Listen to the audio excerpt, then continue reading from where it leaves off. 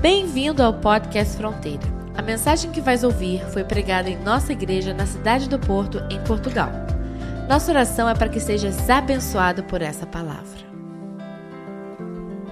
Sem mais delongas, vamos meditar na palavra do Senhor. E o nome da nossa pregação de hoje, da nossa mensagem é O Cordão Vermelho.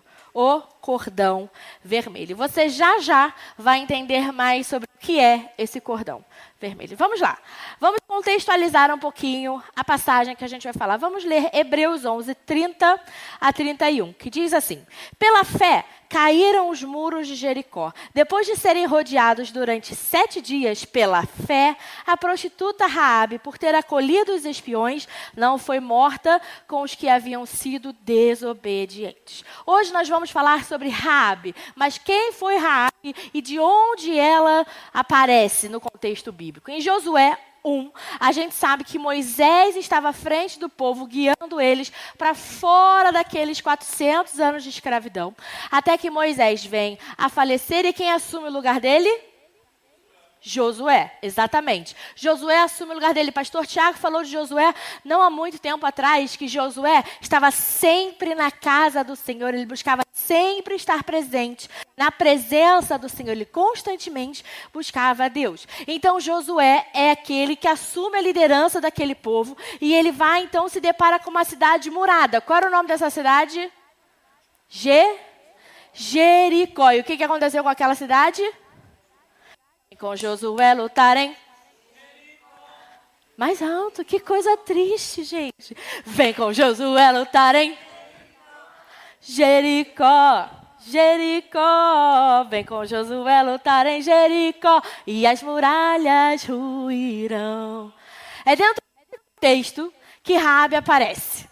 A cidade estava murada, Josué estava ali, mas Josué, capítulo 2, de 1 a 6, já diz assim: Então Josué, filho de Num, enviou secretamente a Sitim 2 espiões e lhes disse: Vão examinar a terra, especialmente Jericó. Eles foram e entraram na casa de uma prostituta chamada Raabe e ali passaram a noite. Eles se deparam com essa cidade murada chamada Jericó. Como é que eles vão entrar? O que vai acontecer para que esse povo consiga de fato entrar, para que essa terra seja vencida?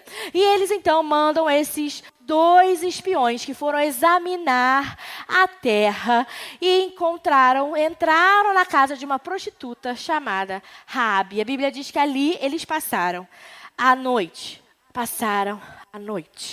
A primeira lição que a gente aprende já aqui é que diante daquele obstáculo impossível, gigantesco, de uma cidade murada, protegida, forte, uma cidade inimiga que ia fazer de tudo para não cair, Josué manda 2 espiões fazerem o quê?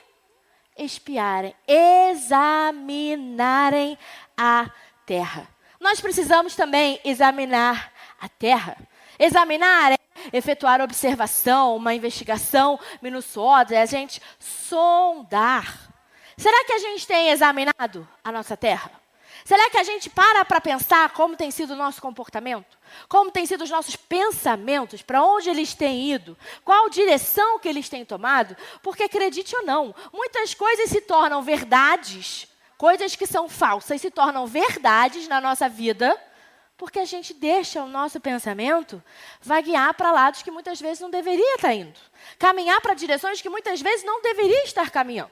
Quando a gente pensa, por exemplo, em rede social, quando a gente pensa nesse famoso algoritmo que todo mundo fala, eles guiam exatamente os nossos posicionamentos, as nossas opiniões. Eles criam, e eu sei exatamente isso, porque eu estudei isso. Eu sou formada em comunicação, formada em design gráfico, e acredite, a gente sabe explorar isso como ninguém.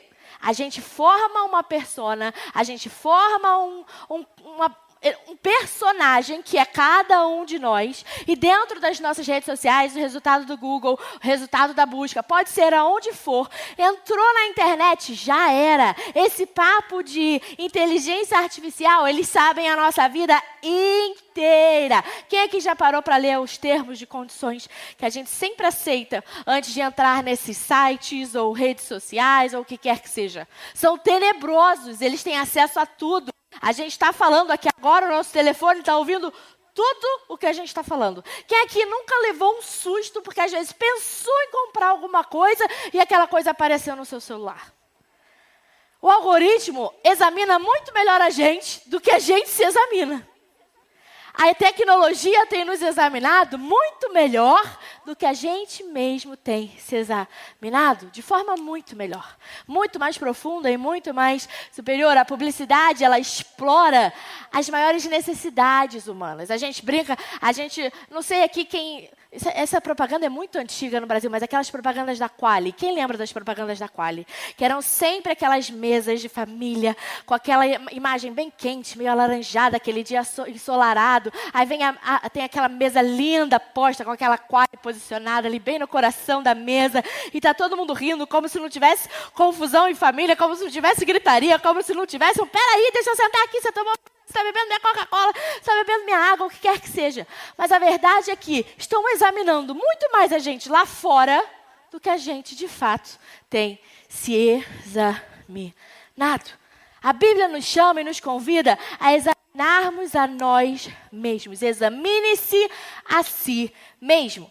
1 Coríntios 11, 28 diz assim: examine-se, pois, o homem a si mesmo. Assim, coma deste pão e beba deste cálice. Examine-se, pois, o homem a si mesmo.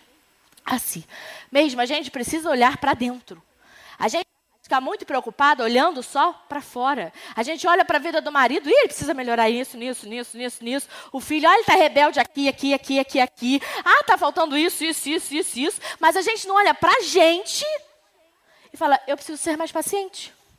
Eu preciso ser mais paciente. Eu preciso ter mais cuidado com as minhas palavras. Eu preciso ser uma pessoa menos briguenta. Eu preciso ser uma pessoa mais calma. Eu preciso ser uma pessoa até mais alegre. Eu preciso olhar para as situações com mais alegria. Eu preciso pedir a Deus mais contentamento. Eu preciso me controlar um pouco mais. Eu preciso sair um pouco mais dos meus vícios, desse telefone ou de que quer que seja. Porque o vício não é só cigarro, não é só droga, não é só isso. Tempo que a gente passa no telefone sem precisar, tempo que passa na televisão sem precisar, dependência de pessoas que a gente não deveria ter. São vícios, são hábitos que não vêm de Deus, não são benéficos para a nossa vida. Mas aí os nossos comportamentos precisam ser analisados, os nossos pensamentos, as nossas emoções. O caminho que a gente tem seguido, será que tem sido um caminho de bênção? Será que eu estou seguindo um caminho de obediência? Será que os relacionamentos, as pessoas com quem eu tenho me cercado, com quem eu tenho me relacionado... Claro que existem pessoas que a gente não tem muita escolha. A gente tem um chefe que não pode não ser lá muito legal. A gente tem colegas de trabalho que podem não ser lá tão colegas assim. Existem pessoas que a gente não pode escolher. Mas existem ambientes que a gente escolhe estar, que a gente não deveria estar. Existem pessoas que a gente decide compartilhar aspectos da nossa vida que a gente não deveria estar compartilhando. Existem momentos que a gente deveria calar. E parece que a gente abre a matraca e não para mais de falar nunca mais. É ou não é verdade? Mas a gente nem entende para que foi que eu abri minha vida para aquela pessoa. Para que foi que eu falei disso para aquele abençoado. Vamos assim. Né? Nem a gente, às vezes, sabe como é que chegou até ali, mas... Enfim, existem pessoas também que manipulam para exatamente saber tudo o que está acontecendo na nossa vida. Mas nós precisamos nos examinar os nossos pontos fortes e os nossos pontos fracos. 1 Tessalonicenses 5:21 diz assim: examinai tudo, retende o bem. Retende o bem. Nada escapa a esse exame. Nada escapa a essa avaliação, essa sondagem, tem uma música maravilhosa, se não me engano, é da Aline Barros. Sonda-me, Senhor, e me conhece. Exatamente. E a ponte dessa música diz: sonda-me, quebranta-me, transforma-me, enche-me e usa-me. Porque é um processo. Sonda-me, Senhor. Quebranta-me, transforma-me, enche-me. E a partir de então, usa-me. A gente não pode ser usado se a gente lá atrás não tiver sondado o nosso coração. Se a gente lá atrás não tivesse se esvaziado dos nossos erros, esvaziado dos nossos pecados, das nossas falhas de caráter, para falar: Espírito Santo, enche. Deus, agora enche. Eu me esvaziei, agora vem encher. Vem encher em nome de Jesus. A gente precisa também examinar a nossa fé. Examinar a nossa fé. 2 Coríntios 13, 5 diz assim: examinem-se para ver se vocês estão na fé. Provem-se a si mesmos. Não percebem que Cristo Jesus está em vocês, a não ser que tenham sido reprovados. Reprovados. Então a gente tem que examinar tudo, inclusive a nossa fé. Ou seja, o nosso posicionamento perante o Senhor. A nossa obediência a Deus precisa estar em xeque. A nossa fidelidade a Deus precisa ser examinada em nome de Jesus. Porque quem, no final das contas, tem domínio sobre a nossa vida? Aqui a passagem diz: não percebem que Cristo Jesus está em vocês? A não ser que tenham sido reprovados. Eu não sei você, querido, mas eu não quero ser reprovado por Deus. Eu não quero ser reprovado por Deus. Se o Espírito Santo estiver em mim, eu vou fazer de tudo para que ele permaneça em mim. Eu vou fazer de tudo para que eu permaneça em Cristo. Para que a minha fé permaneça firmemente estabelecida na rocha, que é Jesus Cristo. Que nós não sejamos reprovados em nome de Jesus. Mas que a nossa fé, ela cresça. Que a gente possa examinar, olhar o ponto forte, o ponto fraco. Estou lendo muito a Bíblia, estou lendo pouco a Bíblia, estou orando muito, estou orando pouco. Estou faltando muito à igreja, não estou faltando à igreja. Não estou servindo, ou estou servindo mais ou menos, meio de qualquer jeito. Examine a sua fé em nome de Jesus. Eu não estou pedindo para você examinar a fé dos outros. Eu não estou pedindo para você examinar a vida dos outros. Aqui a palavra de Deus é: examine-se o homem a si mesmo. A si mesmo. Não é sobre cuidar da vida dos outros. É sobre cuidar da sua própria vida. Porque a verdade é que tem muita gente que acha que vai para o céu, mas é Jericó. Tem muita gente que acha que é santo, que espiritualiza tudo que tem na vida, tudo que acontece. Está chovendo, é espiritual. Ah, caiu um raio naquela árvore. Meu Deus, que fúria satânica, é espiritual. Ah, não sei o que, tropecei, é espiritual. Nem tudo nessa vida, querido, é espiritual. Tá? Se a gente come, eventualmente a gente pode desenvolver uma doença cardiovascular ou o que quer que seja. E aí a culpa é de Deus? É espiritual? Fomos nós que escolhemos. E dali tantas outras decisões. Pela fé, para que Jericó fosse derrotada, Josué precisou examinar. Para que a gente consiga ser usado por Deus, para que a gente consiga ser vitorioso em Deus, para que a gente consiga crescer na nossa fé, nós precisamos também examinar. Amém? Amém. Mas vamos voltar aqui à história. O versículo 1 ainda diz: eles foram e entraram na casa de uma prostituta chamada Raabe, e ali passaram a noite. Os espias vão até Jericó. Entraram na casa de Raabe. E Raabe era uma mulher, como a Bíblia diz, pecadora, uma mulher prostitua. Para muitos, a pior das piores. Uma mulher que tinha tudo contra ela. Era uma mulher desprezada pela sociedade, maltratada por homens, abusada, pode ter certeza. Uma mulher que vivia à margem da sociedade de forma literal, porque a casa de Raabe, imaginem, queridos, a cidade murada. Aqui está a muralha. A casa dela era acoplada à muralha.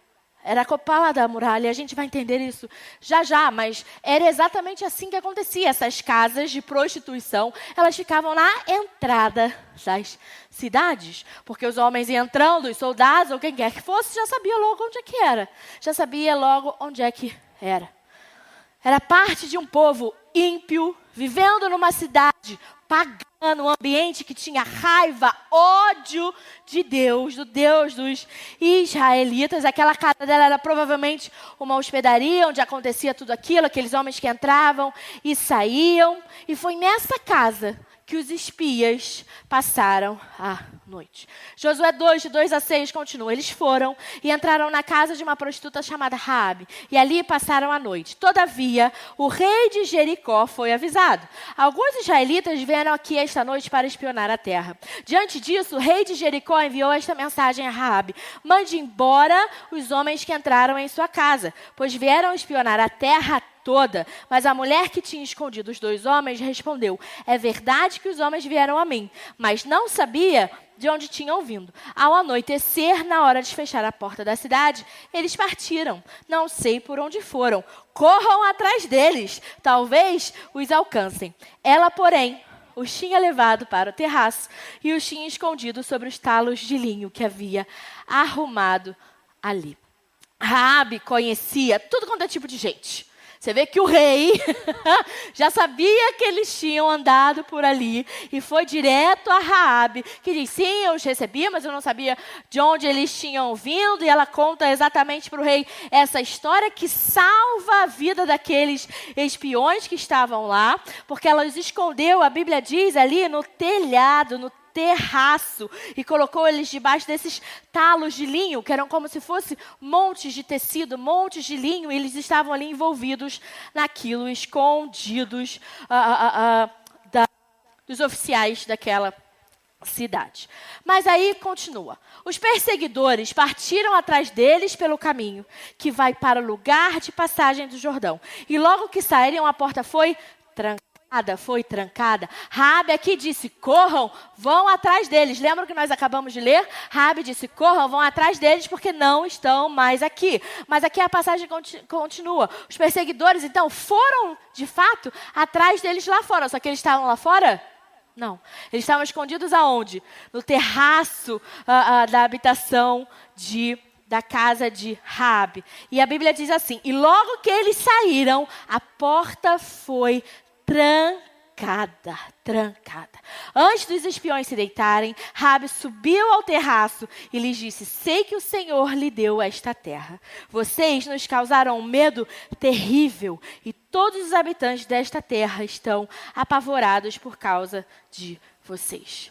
O que eu acho interessante nessa passagem é, e logo que aqueles oficiais da cidade saíram, o que ela faz? Ela tranca a porta. Ela tranca a porta. E preste atenção, porque é exatamente isso que a gente precisa fazer. A gente precisa trancar a porta. Trancar a porta da nossa casa, trancar a porta do nosso coração, trancar a porta para o mal não entrar, para que pecado não entre. Tranque a porta da sua casa para o pecado, tranque a porta da sua casa para inimigo. Tranque a porta da sua casa para comportamentos desobedientes a Deus, para comportamentos que não deveriam estar fazendo parte da sua vida, para falas, para discursos, para comentários, para opiniões que não deveriam estar fazendo parte da sua vida. Tranque a porta em nome de Jesus. Não dê legalidade para o mal entrar na sua casa. Tem muita gente que permite que pecado aconteça dentro de casa. Tem muita gente que assiste muita coisa acontecer dentro de casa e não ora. Saiu de casa, ora. Entrou em casa, ora. Senhor, todas as vezes que eu e o pastor Tiago compramos alguma coisa, seja um presente, um mimo, ou seja compras, coisa normal do dia a dia, a gente entra em casa, a gente pisa com aquelas sacolas e diz: Senhor, toda a consagração maligna, todos esses itens, nós repreendemos em nome de Jesus. E nós consagramos tudo a Ti. Tudo consagrado a Deus. Pode ser que aquilo tenha sido consagrado a outros deuses, pode ser que não. Mas eu sei que na minha casa só vai entrar aquilo que for consagrado a Deus.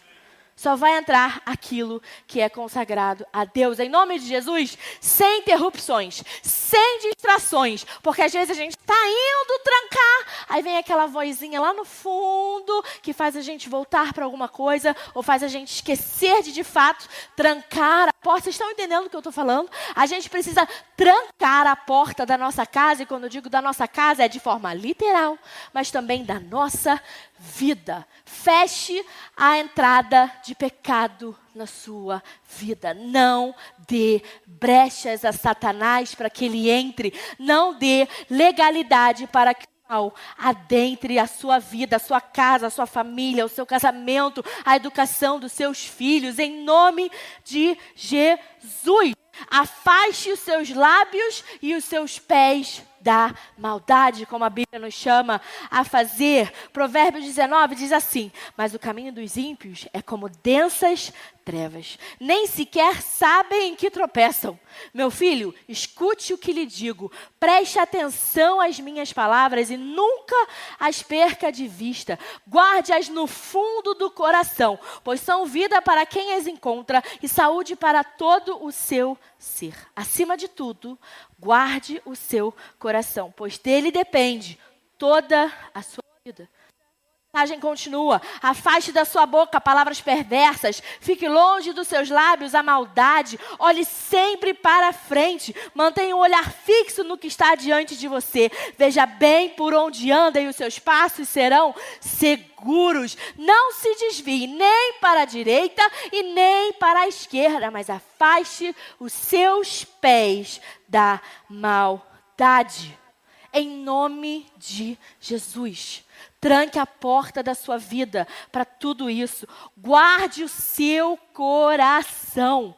Guarde o seu coração. Daqueles que tentam bater até você abrir a porta. Não abre, não escuta, não dá espaço em nome de Jesus. Que nós possamos no nosso coração guardar a palavra de Deus. Raabe, tranca a porta. Raabe, escolhe ser fiel a Deus. Aquela mulher que tinha tudo contra ela, aquela mulher cuja vida não valia um centavo, que era completamente descartável para aquele povo de Jericó, uma prostituta, uma mulher pagã, uma mulher da vida, é a mulher que Deus escolhe para salvar a vida daqueles espiões. É a mulher a quem Deus direciona aqueles dois homens para que o rumo dos israelitas seja transformado.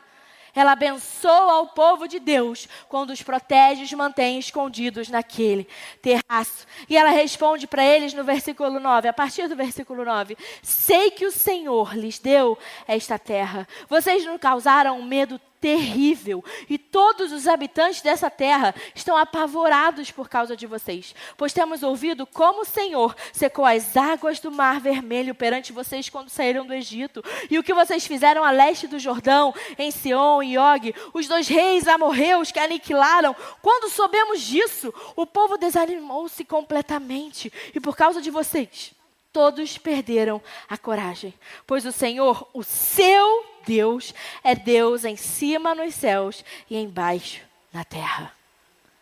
É lindo como enquanto aquele povo estava no deserto, Deus cuidava, Deus mandava o maná, tinha a coluna de fogo, tinham as nuvens que os seguiam, os guiavam de dia, a coluna de fogo que guiava à noite. Deus foi perfeito na forma como lidou. Deus foi perfeito no cuidado durante aqueles 40 anos pelo deserto.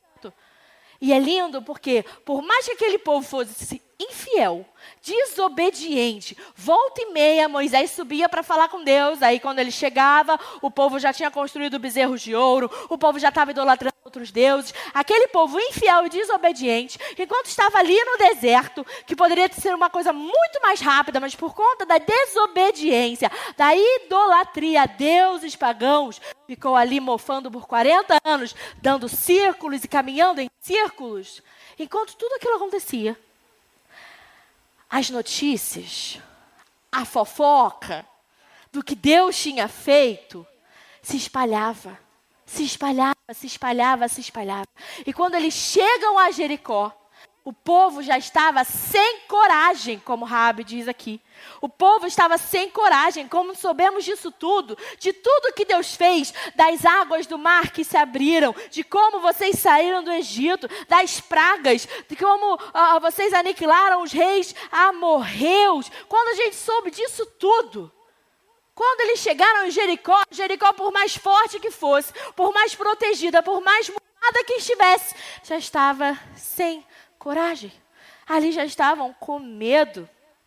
E Raabe, ali, ela sabia. O Senhor, o seu Deus, é Deus em cima nos céus e embaixo na terra.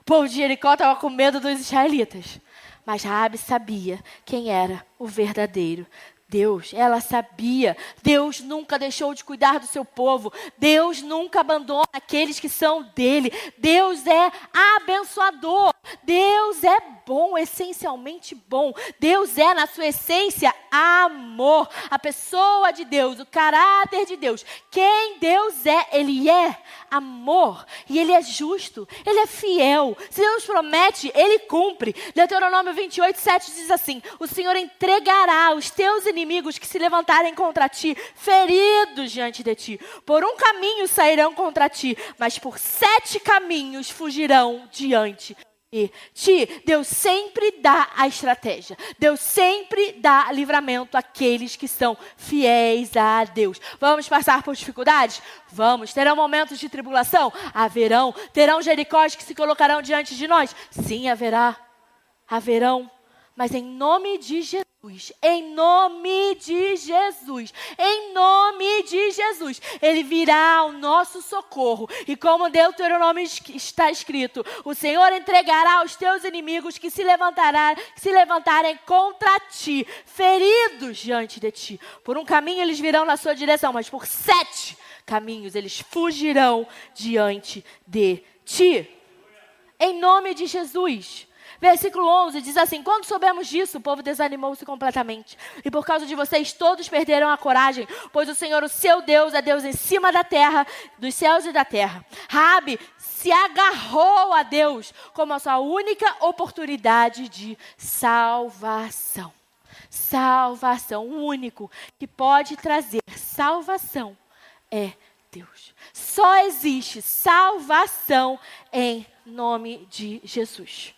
E é lindo, porque mais uma vez, não esqueça quem era Raabe. Não esqueça o que essa mulher representava, quem ela era, que ela não era nada. Mas ela foi escolhida, ela foi pensada por Deus e teve a coragem de ser fiel e obediente a Deus. Ela teve o coração e a humildade para reconhecer: tu és o Deus.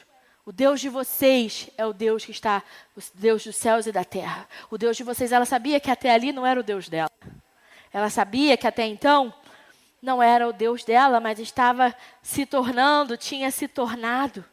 Deus recebe qualquer pessoa que em qualquer nação, em qualquer momento, declara: Senhor Jesus, o Senhor é o meu único, suficiente Salvador.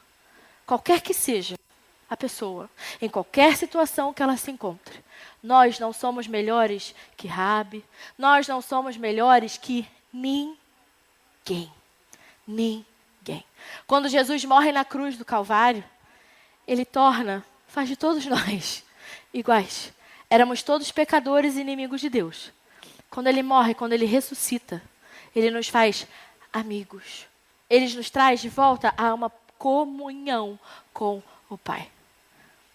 Iguais, pecadores, agora ele nos chama de santos, para a honra e glória do Senhor. Mas a verdade é que libertação exige submissão a Deus. Submissão a Deus. E eu não estou falando aqui libertação, meu Deus, é um culto de libertação, não é isso não. É libertação do pecado. É libertação de coisas que a gente foi declarando ao longo da nossa vida. Mas eu não creio, mas isso eu nunca vou mudar, mas isso eu sou assim mesmo. Isso, não, nem Jesus consegue mudar. Está repreendido em nome de Jesus. Jesus consegue mudar tudo. Só Jesus é capaz de transformar caráter. Só Jesus é capaz de amenizar as nossas personalidades, que às vezes são difíceis. Só Jesus é capaz de tornar o que é mal em algo bom. O que é pecado transforma num comportamento santo. Só Jesus é capaz de fazer isso. Um pecador em alguém santo. Libertação exige submissão a Deus. É impossível nós sermos libertos se não nos submetermos a Deus. Se não nos submetermos à palavra do Senhor. Raabe não teria sido liberta se ela não tivesse se submetido. se ela não tivesse ouvido a voz de Deus, entendido, ela examinou aquela situação, ela entendeu o que estava acontecendo ao redor dela e ela se submete. Ela fala: o Senhor é o Deus dos céus e da terra, o seu Deus. Não o que eu tenho feito, não o que eu tenho vivido, mas o seu Deus eu sei que é.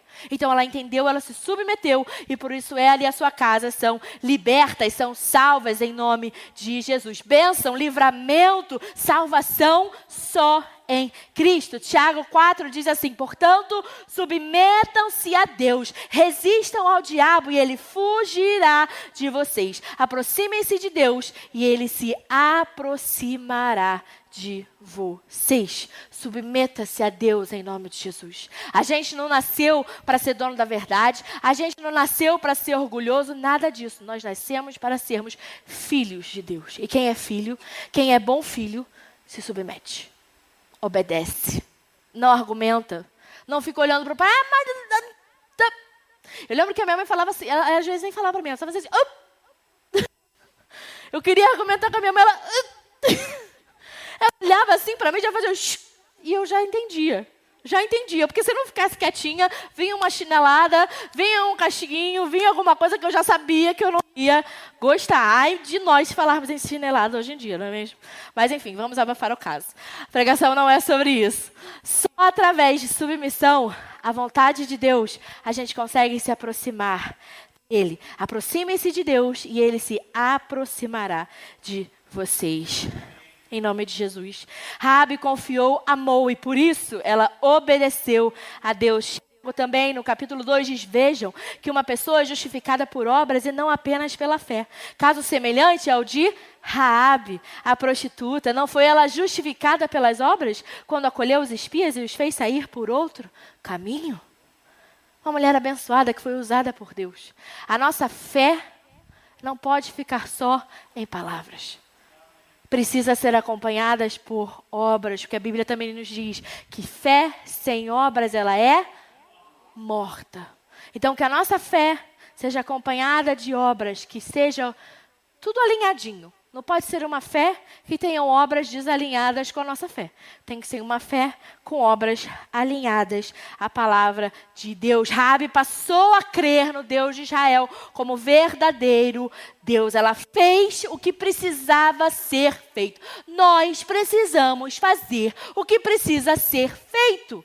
Eu posso listar aqui 300 exemplos, mas na sua vida, você e Deus, é você quem sabe o que precisa ser feito. É você que sabe o que você precisa largar. É você que sabe o que você precisa abandonar, porque eu tenho certeza que isso incomoda. O que a gente não deveria estar fazendo, ou o que a gente deveria estar fazendo, o Espírito Santo que habita dentro de nós, ele incomoda. A gente não consegue descansar quando devia estar resolvendo aquilo que Deus mandou a gente resolver. A gente não encontra paz enquanto a gente não estiver plenamente naquele que é paz. Naquele que traz a paz além de todo entendimento. Mas nós precisamos, em nome de Jesus, nos despir do velho homem. Nos despir do velho homem. Efésios 4 diz: quanto à antiga maneira de viver, vocês foram ensinados a despir-se do velho homem, que se corrompe por desejos enganosos, a serem renovados no quê?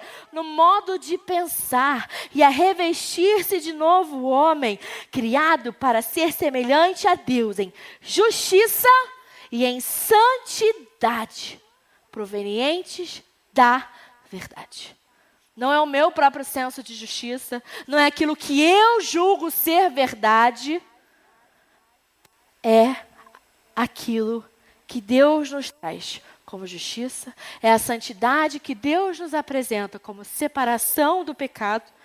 Tudo isso proveniente da verdade, da palavra de Deus. Nós não temos tempo aqui, mas a história continua e diz assim: jura-me pelo Senhor, que assim como eu fui bondosa com vocês, vocês também serão bondosos com a minha família. Isso Raabe dizendo aos espias: deem-me um sinal seguro de que pouparão a vida do meu pai, de minha mãe, de meus irmãos e minhas irmãs e de tudo que lhes pertence. Livrem-nos da morte, as nossas vidas pelas de vocês. Eles responderam: se você não contar o que estamos fazendo, nós a trataremos com bondade e fidelidade quando o Senhor nos der a terra. Então Raabe os ajudou a descer pela janela com uma corda, pois a casa em que morava fazia parte de novo do muro da cidade. E lhes disse: vão para aquela montanha, para que os perseguidores não os encontrem. Escondam-se por lá 3 dias até que eles voltem. Depois poderão seguir o seu caminho. E os homens lhe disseram: estaremos livres do juramento que você nos levou a fazer, ou seja, de salvar a vida da família dela, quando entrarmos na terra, se você não tiver amarrado este cordão vermelho na janela pela qual nos ajudou a descer. E se não tiver trazido para a sua casa o seu pai e a sua mãe, os seus irmãos e toda a sua família. Seja como vocês disseram, respondeu Raabe. Assim, ela os despediu e eles partiram. Depois, ela amarrou o cordão vermelho na janela. Na janela. Aquele povo já tinha celebrado a primeira Páscoa na noite em que foram libertos da escravidão do Egito. Quando o anjo da morte passou para matar os primogênitos de todas as casas. Só que os israelitas, o que eles fizeram? O que eles colocaram na porta das casas? O sangue do cordeiro. O sangue do cordeiro. Esse cordão vermelho que ela pendura, ele representa o sangue do cordeiro. Poderia ser de qualquer cor, poderia ser qualquer tecido, poderia ser qualquer coisa, mas é um cordão vermelho que representa o sangue do cordeiro. Pendure o cordão vermelho na janela da sua vida. Passe o sangue do cordeiro na porta da sua casa, na porta do seu coração, na sua vida, porque só Ele traz libertação. Só Ele traz salvação. Só o sangue do cordeiro é capaz de nos livrar da morte. É capaz de nos trazer salvação. Salvação. Quando nós penduramos o cordão vermelho na nossa janela, nós estamos consagrando a nossa vida a Cristo. Nós estamos consagrando a nossa casa a Cristo. Nós estamos consagrando tudo que temos e tudo que somos a Cristo. Que em nome de Jesus nós possamos viver como Ele nos ensina a viver. Falar como Ele nos ensina a falar. Pensar como Ele, ou o que Ele nos ensina a pensar. A fazer o que Ele nos ensina a fazer. Em nome de Jesus, seja separado, seja obediente. Que todos saibam quem é o seu Deus. Que as pessoas possam ver o cordão vermelho, sabe, pendurado na nossa vida. Que não seja algo que a gente esconda, não. Mas que seja algo que esteja ali presente para que todos vejam. E o que Deus faz na vida de Raabe é inimaginável. Ela pendura aquele cordão. Ela é salva, a sua família é salva. E olha que coisa fantástica. Raabe, se casa com um homem chamado Salmão. Dá à luz a Boaz, que se casa com Ruth.